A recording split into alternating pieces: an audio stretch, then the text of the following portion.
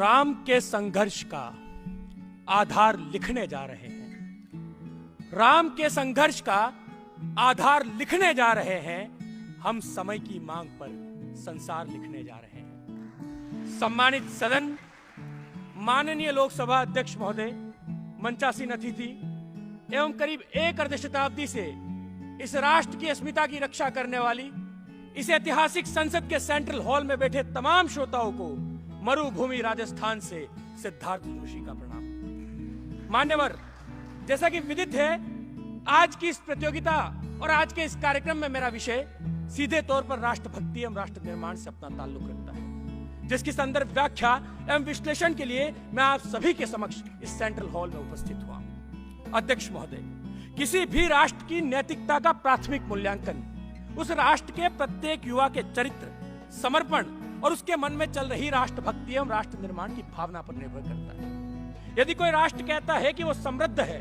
सशक्त है, तो इसका सीधा सीधा तात्पर्य यही होगा कि उस राष्ट्र का प्रत्येक युवा अपने मन में राष्ट्रभक्ति एवं राष्ट्र निर्माण की भावना को लेकर चलता है। महोदय, एक रूमर अक्सर इस देश में फैलाया जाता है कि सीमा पर सैनिक की भूमिका का निर्वहन करना ही राष्ट्रभक्ति की श्रेणी में आता है। कोई कहता है कि बदन पर खाकी खाल पहनकर शांति और अमन की बात करना ही राष्ट्रभक्ति है।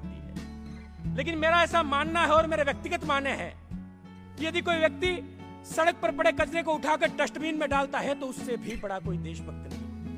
मेरा ऐसा मानना है कि पर्यावरण सुरक्षा के दृष्टिकोण से यदि कोई व्यक्ति वृक्ष का रोपण करता है तो उससे भी बड़ा कोई देशभक्त नहीं। और तमाम खींचातानी और सांप्रदायिक मतभेद के बीच में से खड़ा होकर कोई युवा आदि राष्ट्रीय एकता का परिचय दे तो उससे भी बड़ा कोई देशभक्त नहीं। महोदय, मेरा व्यक्तिगत मत है कि यदि किसी व्यक्ति के मन में, किसी युवा के मन में राष्ट्रभक्ति एवं राष्ट्र निर्माण की भावना है तो उसके विचारों में परिवर्तन आएगा। विचारों से उसके शब्द बदलेंगे, शब्द से संकल्प और उसी संकल्प से असल मायने में राष्ट्र का निर्माण होगा। यदि मैं ऐतिहासिक परिप्रेक्ष्य से बात करूं तो यह वही देश है जिसमें कभी कुरुक्षेत्र की रणभूमि में जब एक अदना सा सारथी राष्ट्रभक्ति का उपदेश देता है तो धर्म की विजय होती है। यह वही देश है जिसमें मगध का एक अदना सा ब्राह्मण राष्ट्र निर्माण का कोई संकल्प लेता है तो सड़क पर बैठे 5 साल के बच्चे को भारत का सम्राट बनाकर छोड़ देता है। यह वही देश है जिसमें हरियाणा का एक युवा यदि राष्ट्रभक्ति के विश्वास के साथ अपने बाजुओं को मजबूत करता है तो ओलंपिक में गोल्ड मेडल लाने वाला नीरज चोपड़ा बनता है। और यह वही देश है दोस्तों, यह वही देश है जिसमें मुंबई की तलोजा जेल में 7 साल तक, तलोजा जेल की सीटों के पीछे 7 साल तक सजा काटने वाला एक ईमानदार आईपीएस अधिकारी यदि अपनी राष्ट्रभक्ति का परिचय देता है तो वो राजस्थान में भ्रष्टाचार का प्रबल विरोधी आईपीएस दिनेश एमएन बनता है। यह हमारा इतिहास है महोदय। हम कौन है? आदरणीय युवा एवं खेल मंत्रालय महोदय बैठे हुए मैं इस देश का इतिहास 2 पंक्तियों में रखना चाहता हूं। हम 57 की तलवारों का चमचम करता आलोक बने। क्या है हमारा इतिहास? हम 57 की तलवारों का चमचम करता आलोक बने। हम हल्दी घाटी में राणा के भाले की वो नोक बने। हम गीत बने, संगीत बने, शब्दों के गहरे छंद बने, सिद्धांत शून्य का देकर के इस सृष्टि के प्रारूप बने। राम कृष्ण ब्रह्मा महेश, राम कृष्ण ब्रह्मा महेश। हम महावीर से बुद्ध बने, हम दधीची जैसे ज्ञानी थे, हम दुर्वासा से क्रुद्ध बने और समय धरातल पर अपनी ये धारा सदा बहेगी। सुनो, हमारी संस्कृति तो जग में अमर रहेगी।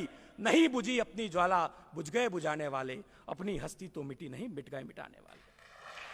मैं आज की इस नेशनल यूथ पार्लियामेंट में महोदय मैं वक्ता की भूमिका का निर्वहन कर रहा हूं। आप अतिथि की भूमिका का निर्वहन कर रहे हैं, कुछ लोग श्रोता की भूमिका का निर्वहन कर रहे हैं। 121 करोड़ के हिंदुस्तान का प्रत्येक व्यक्ति जिस दिन अपनी भूमिका को पहचान कर उसका निर्वहन करने लग जाएगा, राष्ट्र का निर्माण तो तभी हो जाएगा। अंत में अपनी वाणी को विराम देने से पहले मैं केवल इतना कहना चाहूंगा कि जिस दिन इस राष्ट्र का प्रत्येक शिक्षक सीएल और पीएल से परे अपनी अतिरिक्त छुट्टियों के बारे में सोचना छोड़ देगा, जिस दिन इस राष्ट्र का प्रत्येक चाणक्य अपने गुरुकुल की अस्मिता को रक्षित कर लेगा, जिस दिन इस राष्ट्र का प्रत्येक राजनेता पूर्णतया निष्ठा के साथ जनपद से लेकर राजपथ तक का सफर तय कर लेगा, और जिस दिन इस राष्ट्र के प्रत्येक न्यायालय की प्रत्येक खंडपीठ में बैठा प्रत्येक न्यायाधीश निष्पक्षता पूर्वक न्याय कर लेगा, उस दिन ना केवल मेरा राष्ट्र विकसित अब तो विश्व राष्ट्र की श्रेणी में अग्रसर होगा। Thank you so much. जय हिंद, जय भारत।